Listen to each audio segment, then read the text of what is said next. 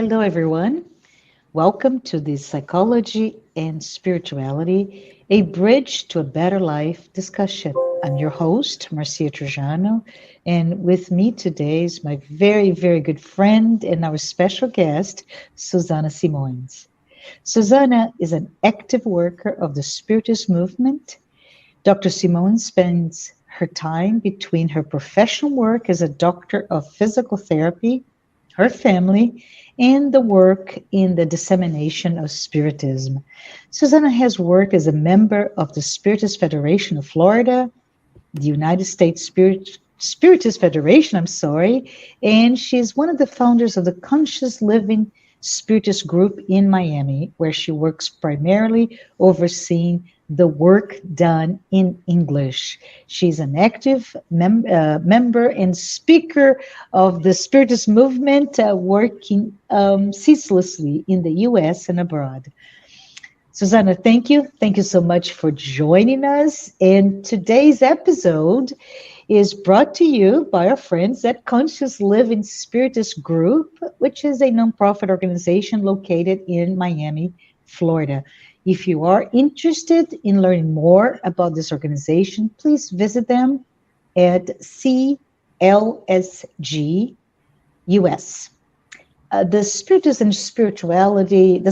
and Spirituality program is also sponsored by AMI Brazil, the United States Spiritist Federation, TV Mansão do Caminho, and the International Spiritist Council. Please take a moment to subscribe if you haven't done so, and if you'd like to check out our other channels, please check us out at spiritist.us. And if you have any questions, feel free to put them, your comments, feedback, or any other questions in the chat window. We will return to you maybe today, maybe in the future episode. But let's get back to you, Suzana. It is so good to see you today. And we're here to discuss Joanna de Angelis' approach to life and death. And I know you are someone who have been studying and researching and speaking and presenting on the topics. I'm really excited that you're here with us today. So, Suzana, why don't you tell us a little bit about why this topic? Why is it even important that we talk about life and death? Hi, Marcia. First of all, thank you for having me here with all of you today. I want to say hi to everyone who is following, listening today's episode. This is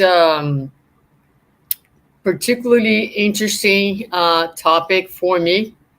I first became more curious in wanting to investigate and study after the passing of my father 2 years ago. So this is something that it's part of spiritism, right? We're always talking about immortality of the soul and the meaning of life, etc. But it took a little bit more of a personal tone, if you will, when I went to Brazil and was with my father in the hospital pretty much the week prior to his passing. And I'm a physical therapist. I oversee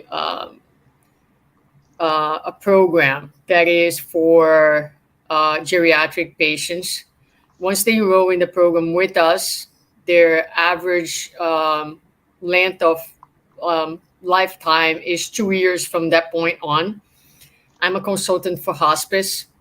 So I have this piece professionally.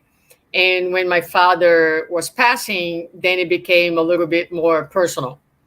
And I try to bring my spiritist and my professional experience to my time with him in guiding him, my stepmother, who was present in the process, and after that, I felt like how important it is to talk about those things and to help people, because what I realize is that not even spiritists or spiritualists take the time to reflect about this topic. We talk about it very lightly, as if it's something out there somewhere else, but not in our life, not not in our homes, and we are just as poorly prepared to undergo the process, especially when it comes to ourselves, um, than a lot of people, because the fact that we know things cognitively, yes, can be helpful, but it's not all that is. We need to really, really think about it.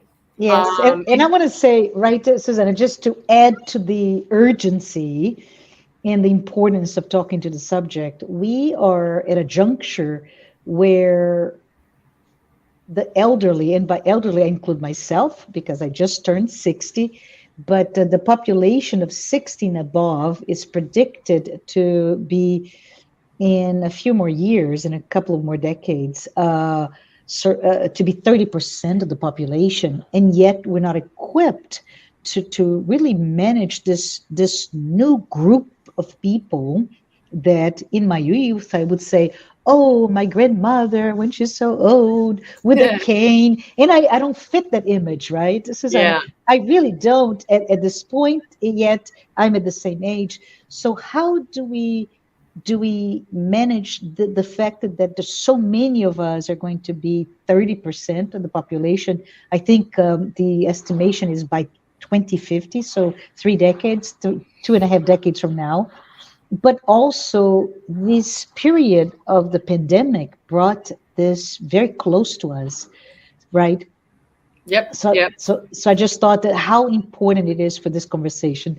But go No. ahead, Yeah. No. Susanna. You're absolutely right. We are getting older, and with that, it's also what's also happening is the disablement period. Mhm. So the period where one will need some sort of help, um, which used to be almost no existence because we die at a younger age when, physically we were still like, not as frail.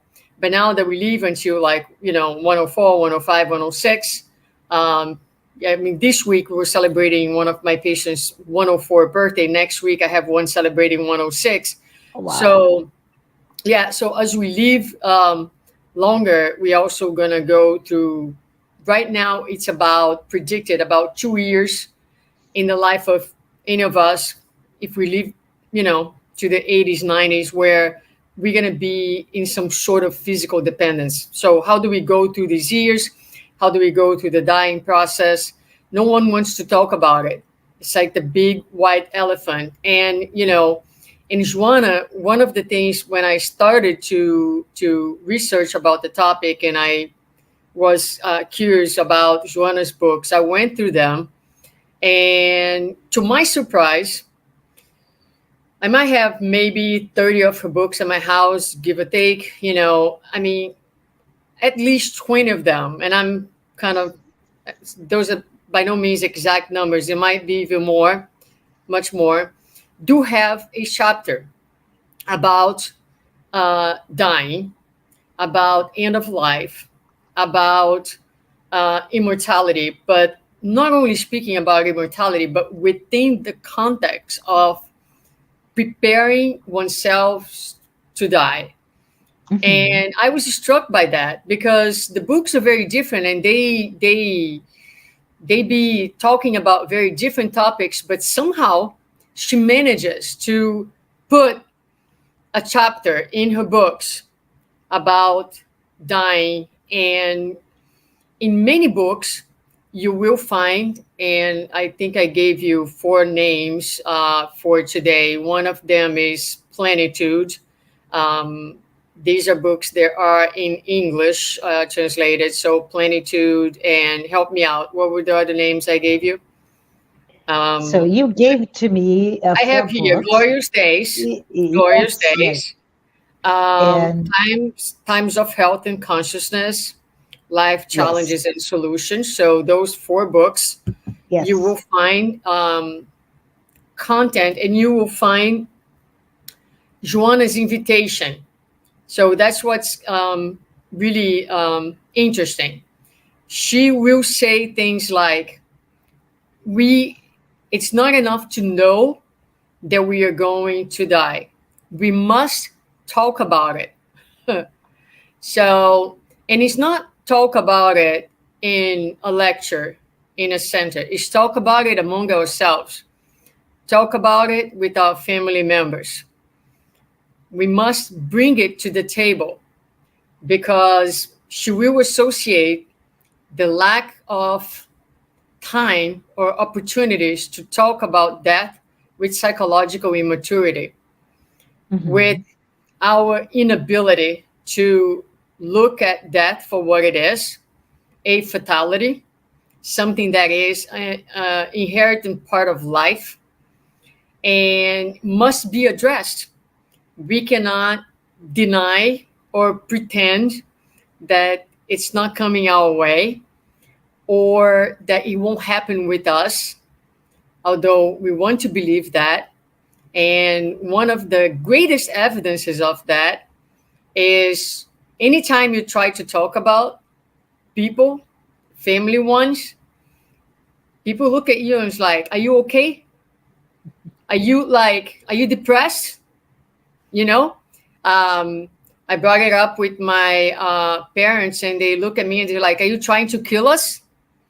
I'm like, no, no, on the contrary, I want to make sure I'm able to honor your life, your wishes, and make sure that to the very end, you have the highest quality of life possible. But I can only provide that if we go there, if I know what your wishes are, and if we talk about it. So it's still a challenge for us. And again, Joanna starts her work by bringing up in several of her books, not one but several, the need to talk about it. So And when I yeah, do this lecture on this particular topic, I usually ask the audience, how many of you have your will done? How many of you have done all the necessary bureaucratic steps that relate to the end of your life? And you find some people who have done, and many people who are waiting for the right time, which Joanna also talks about. She asked, and we can get into it, when is the right time to talk about mhm. death? And it's very important, Susanna, on a different note, which is not the right time to talk about death and dying, but you mentioned before the lack of maturity, right? Psychological maturity to deal with the finality, this sense of ending of a cycle. And I think you mentioned when we talked before some of the root causes for that. Maybe when you have a chance, we can also talk about it, right? Why is it so difficult for us to address something that is a certainty the minute that we're born, right? Yeah, I mean, it's a certainty at the material level, but Mhm. we have one of the things, and that's another topic that she will address in her books, in again in many different ones, is the fear of death. What is Mhm. that related to? So it prevents some of us from talking. And you know, I can give you probably four reasons. One of that being um, just the our history. To go back to the caveman, you know, someone would die and they would be like, what happened here? You know, no Mhm. understanding of what they were dealing with. I mean, another reason is you know, our religious education um, over the course of many lifetimes, with the idea of heaven and hell, of eternal punishment and things like that, that although we may not believe that anymore, but it's kind of in our psychic, and it's in the psychic of our culture. So cultural approaches to death, as well as she talks about culture. She talks about, and as well as fear of the final judgment, right? Or the judgment after death, of like, finding yourself stripped of the physical body and having to deal with your conscience and facing, because we cannot escape our conscience. It's with us. So that encounter is very frightening for many people. If we are carrying feelings, guilt, if we have conflicts, we're going to have to face all of this. When we are incarnated, we can push that away. We can put our attention to other things. We can pretend it's not there. But once you are outside of the physical body, it's harder to hide. And Can I ask you to explain for those of us in the audience that do not know the term incarnated? Can you just Sure. talk a little bit about this cycle of life and death based on the reincarnationist theories? And maybe we can jump into, perhaps after that, into the idea of those archetypical inheritance that we bring, right? Because of and related to the cycle of life and life, not life, Right. death, right? We also I like bring that. all of that. Mm-hmm. I like that, and I like to think of that as, when I talk about it, life with capital L Mm-hmm. and small l. So here, when we are incarnated, meaning when we are inside the physical body, right, we have our life with the small l, right? But that is just a small, very brief portion of our life with capital L, meaning we are always, always alive. We are either alive inside the physical body, incarnated, or we are alive outside of the physical body, discarnated. And the journey of the immortal spirit, from the moment it is created to the moment, ongoing, never ending moment of enlightenment, is made of journeys inside and outside of the physical body, so that the spirit, in entering the physical body, it is as if it's sent out to a classroom, a special classroom, where the spirit will, in that very Montessorian environment, with all the stimulus that is proper for the spirit stage of evolution, it will be worked out in a way that the divine potentialities that lie within each one of us will blossom. And that is precisely what life is. Life is a journey. And the idea of life and death, according to Joanna, is just two different sides of the same expression. And it's not a dichotomy as we like to think, but it is a continuity.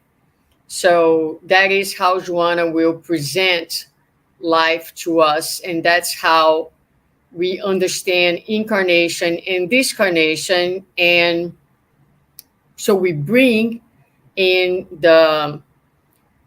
in our spiritual body, which we call perispirit, or in spiritism, which is known as astral body in other traditions, the memories, the archive of our innumerous experiences inside and outside of the body. That's what Marcia was referring to. Did I? Yes, yes, yes, Well right. enough. So we were talking about fear, fear of death, and then all that we bring in, including perhaps atavistic types of religious concepts, right? You mentioned Yes. the heaven and hell, the less judgment, etc., etc.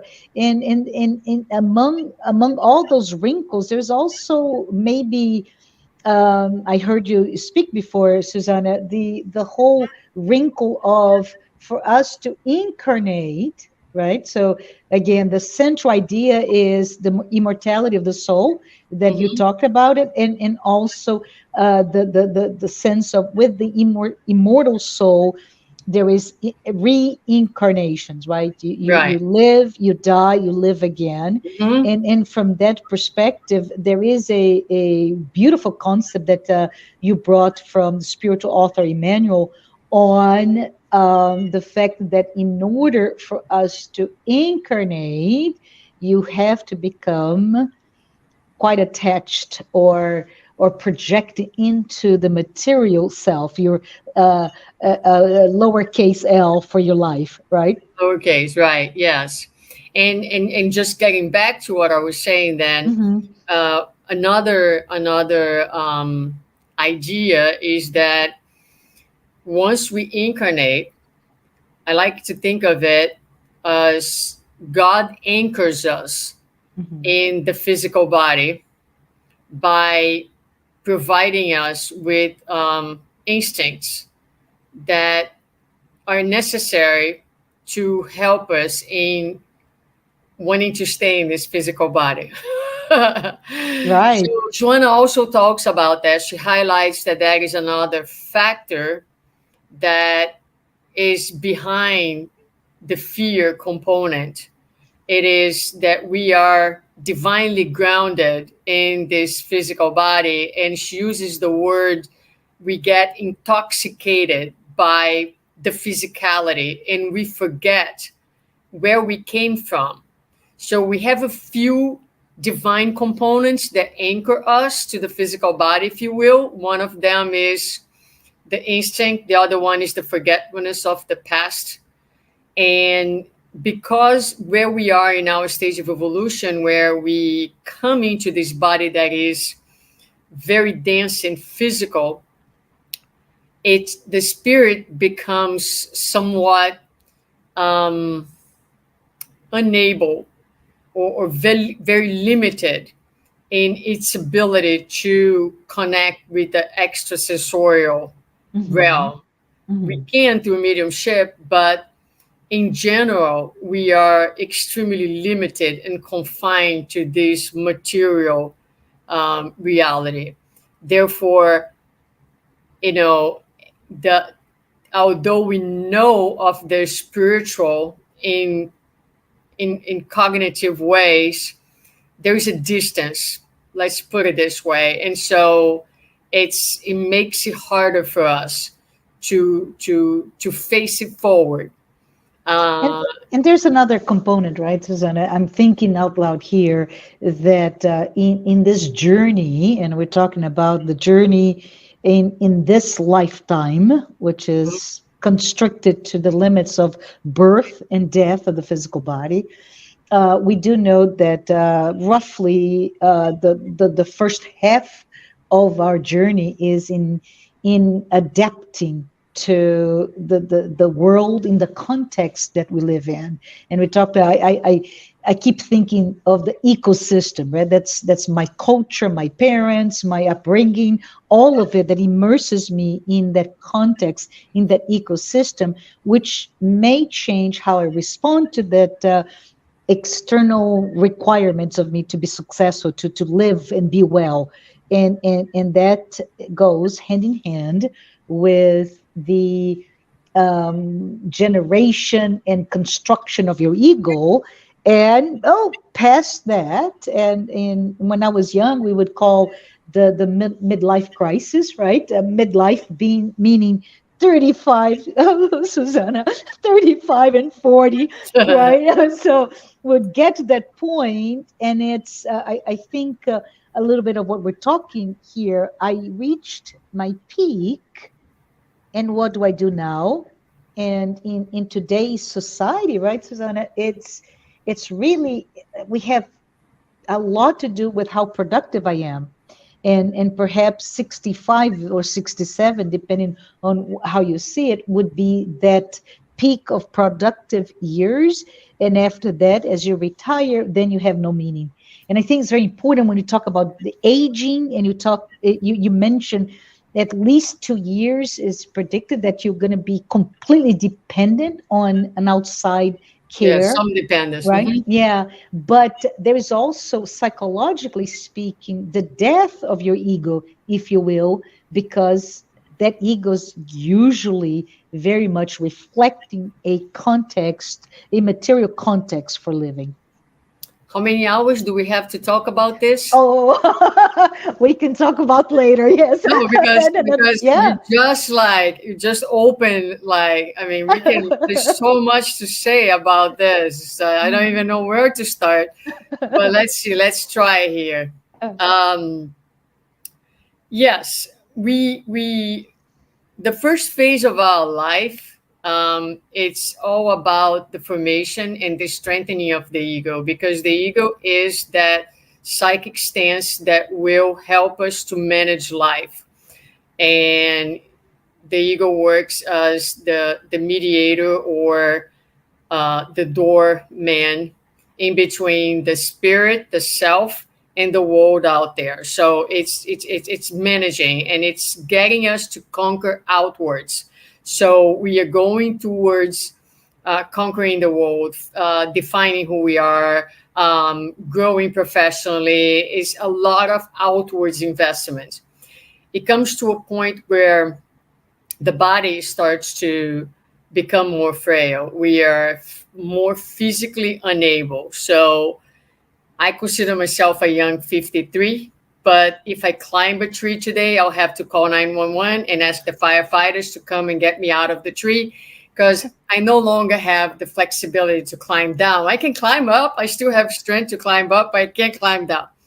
So, and that's all good stuff, because Joanna also is going to talk about the the the richness and the blessings of every single phase of our lives, and the concessions that come with every single phase of our lives.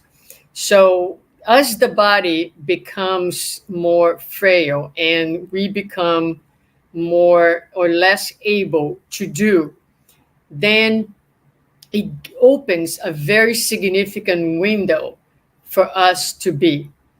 So life becomes a little less about doing, so that we can focus on being. And so that we are less distracted with outwards movements, and we become a little bit better in actually listening to ourselves with capital S, to our essential being. It's a time where we're going to start to questioning some of the values and some of the management of time, what's really important. And that is a very significant step, because as we are preparing to go back home, it's essential that we are as well prepared as possible to return to a reality that is no longer material. So it's important, it's essential that this time has an end. Joanna is going to talk. This is so important and so beautiful, because she really talks about it is precisely the finitude of the physical body, the limited time in a material body, that gives our lives its meaning. That if we can live each moment of our lives with awareness, and it hence the importance of talk about dying Mm-hmm. differently than what people think, that is disturbing. On the contrary, when you are consciously aware of the death of the physical body, it actually helps you to live the present moment more fully. and you are more alive in your own life each day, each moment, precisely because you are aware of the finitude of that experience, and it helps you to be able to zoom in what is really important and really matters in life. And Can I so say, she yeah, talks a lot about that. She talks a lot about the role that death plays in helping us to be fully alive, and in merging and in facilitating the connection and the communication between the ego and the self.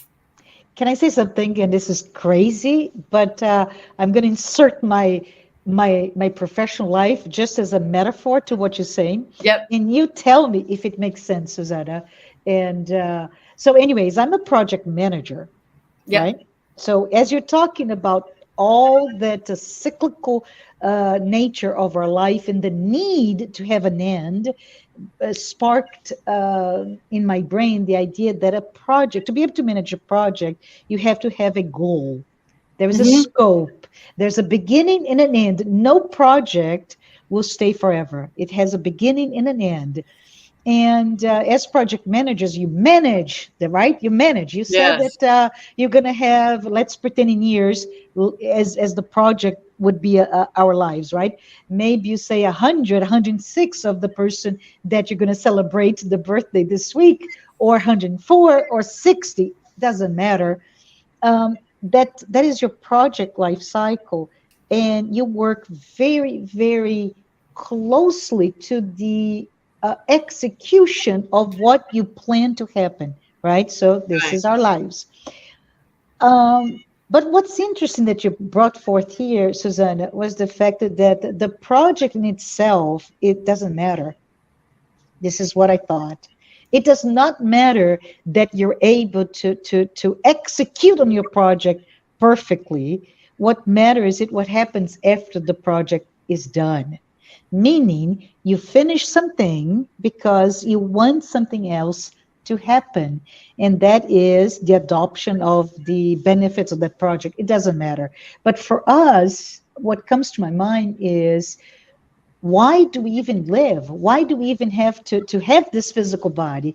It is to a project to learn, to grow, so that the outcome is a better self. Does this make sense to you? Yes. Yes. So it's a succession of projects. That's what it comes down to. But yeah, I like the idea. I like the analogy. I also do a lot of projects. So knowing that there is a beginning and an end, right, helps you to focus on the journey in the middle, and that's what it gives meaning.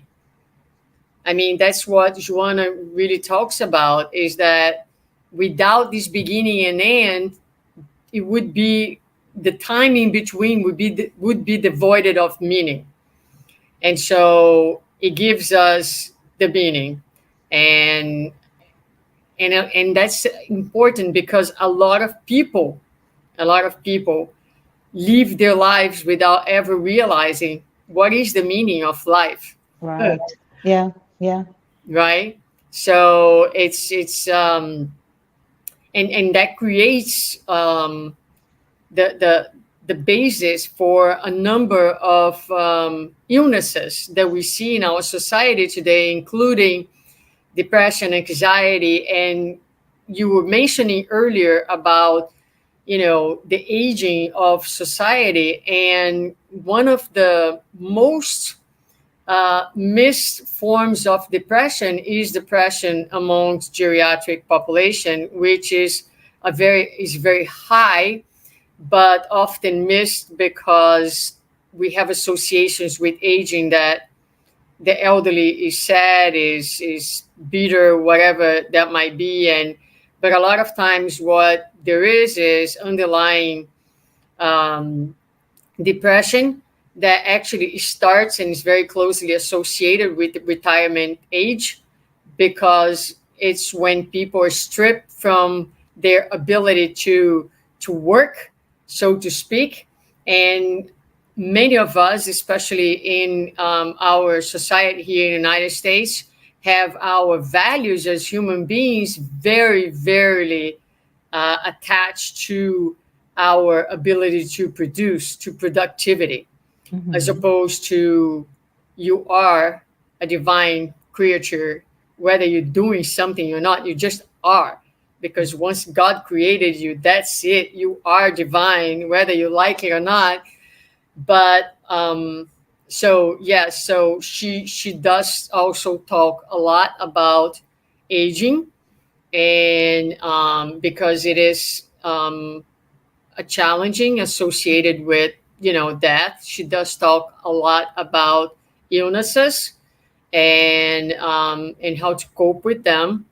And yes, so again, we are seeing a lot of challenges and a lot of mental health issues related to our inability and poor preparation for this phase of life.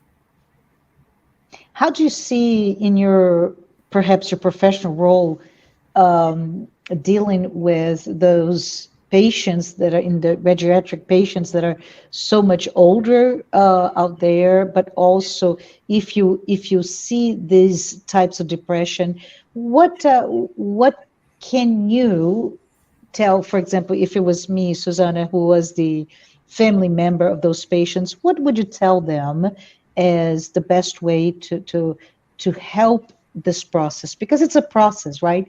The aging and dying are both processes that we need not only to remove the taboo and talk about it, but also be ready to to to prepare ourselves, but maybe prepare for the aging and dying processes of our loved ones.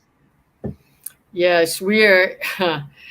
It varies, right? Because people have very different backgrounds and very Mhm. different belief systems. So you have always to be attuned to, where people are in their thinking and belief system. But look, the struggle is huge.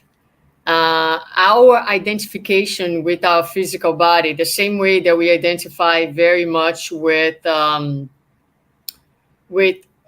work, and we draw our value from working, we also draw our values from our appearances, what Mhm. we look, the way we look. So aging is very complicated, and that's why the the industry that deals with beautification of the physical body is a billionaire industry, because we'll Mhm. pay anything to keep Mhm. our physical bodies young. And that is another aspect that Joanna talks a lot in her books. Mhm.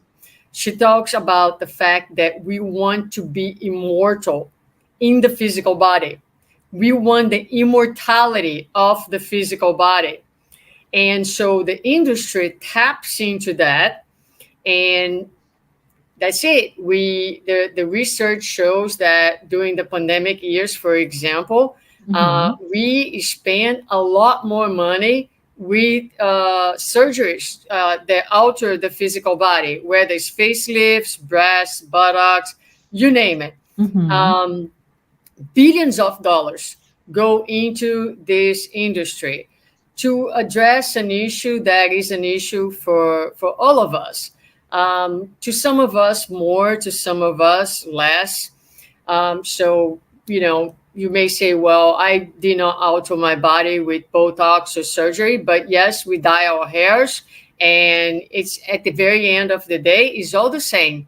We Mhm. are attempting to stay young, and a lot of us will justify ourselves using the speech of self-care and self-love, which might very well be the case, but rarely the only case.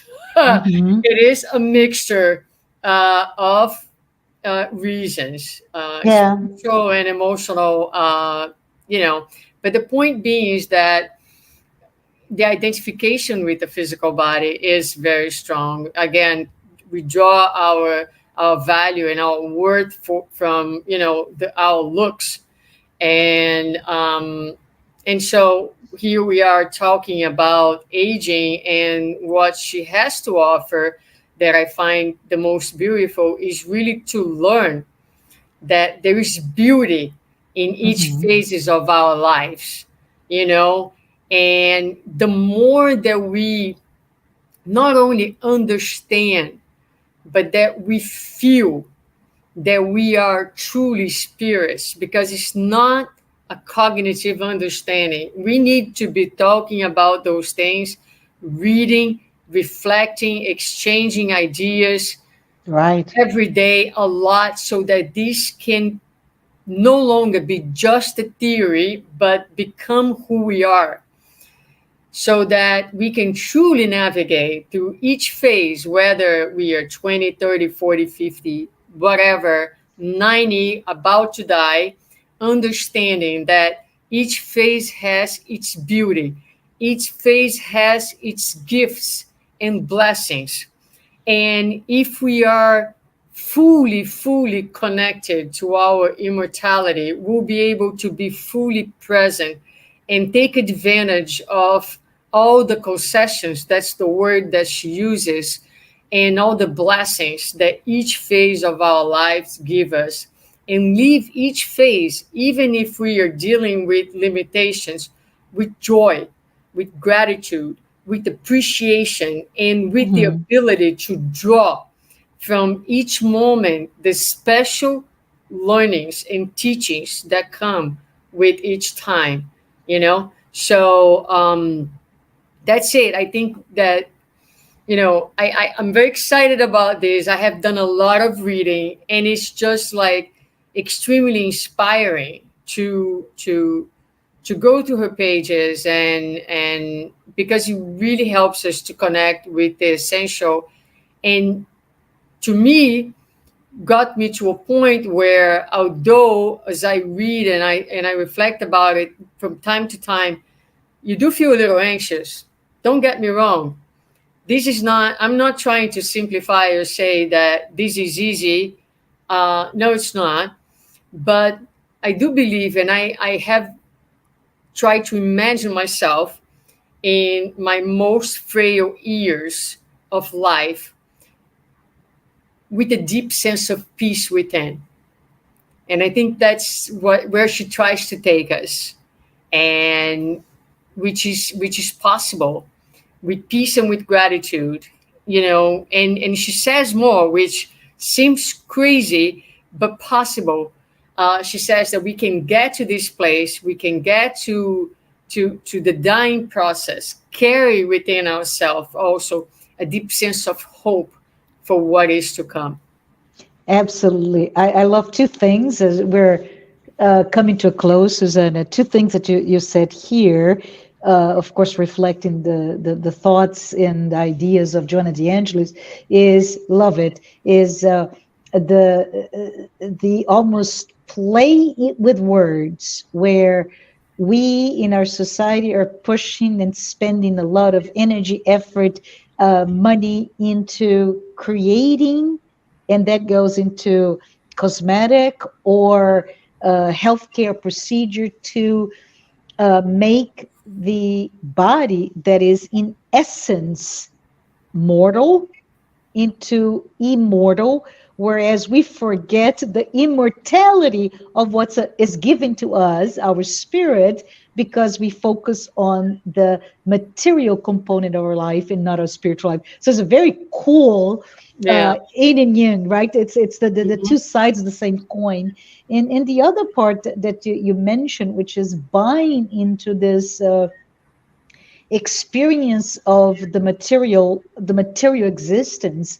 What came to my mind was the allegory of Plato's cave, Mhm. for one of the most well-known philosophical images, right? But it's super interesting when we think about it, as we prisoners in the cave, chained, and only looking at projections of what has been done between the fire and us Mhm. into the cave's wall, and how it takes courage to look outside of what is the projection to the wall. And I say this because the projection to the wall could be cultural norms, right? Those that we buy from influencers, from social media, from pop culture, from movies, from books, literature, cults, whatever is out there.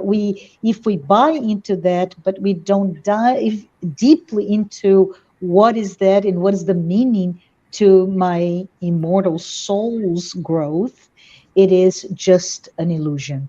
So, with that, Suzana, I would like to ask you for your final words before we say goodbye.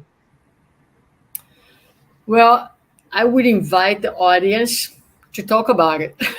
Absolutely. That is the very first step. Don't be afraid. Don't be shy. Don't let your fears stop you from talking about it, because whether we like it or not, it is coming on everyone's way. When is the right time to talk about it? It is today, because it's like, oh, I'll do this when I'm a little older, but we don't know if we're going to end this day inside our physical bodies or not, right? So we always postponing, and we should. There's even with little children, when my the first hamster in my house died, I told my children, who were at the time, I don't know, 4 or 5 years old, let's bury the body of the hamster, but we're gonna do a prayer for its spirit, and we're gonna thank it for the joyful moments that it provided us. So it starts very early on with little children talking about death, the way, but that's healthy. And that is a sign of maturity, because it means that as immortal beings, we are fully aware of our immortality and comfortable to address the topic. That's awesome. Thank you. Thank you, Susanna. Thank you, everyone who's been watching us today or at a future time. Thank you so very much for our discussion today.